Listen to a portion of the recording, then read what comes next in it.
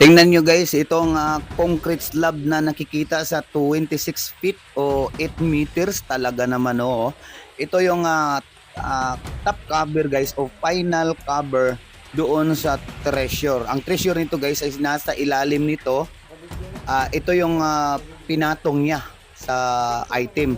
Tapos ito nga makikita natin dito na napakalakas po ng tubig, hindi po kinaya ng isang submersible pump. So titignan natin guys ang layout. Ito po ang reading niya guys, water trap expected at 55 feet at the depth from West River, sumula sa Ilog West. Tapos dito man bandang east, ito po yung reference ng load o deposit. So bandang east po siya guys. Ayan po siya, sign of load at the east side. Tapos ito yung kanyang 3D image. Ayan po, 3D image niya.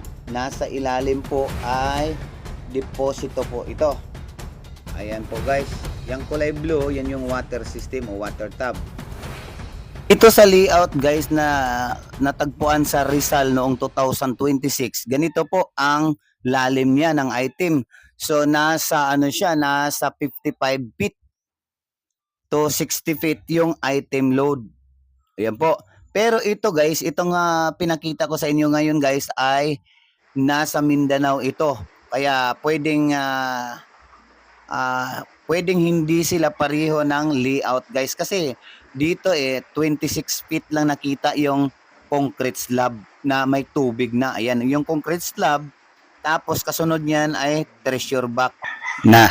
Ayan, so treasure box na ang kasunod niyan guys dahil nasa tubig o sagad na sila.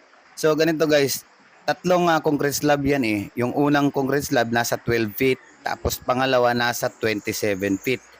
So ito dahil matubig na, malamang ito yung panghuli, ito yung cover, o di kaya ito na yung concrete slab or gold inside a concrete jacket. So posibleng nandito na guys, concrete jacket ito 'di ba? So nasa tubig na. So ito guys, talagang to the rescue na ito. Kailangan na nito ng backhoe guys para po ma-retrieve ito dahil nga po napakalakas po ng tubig. Ayan. So thank you so much for watching guys, and please like and share. Tapos good luck to it.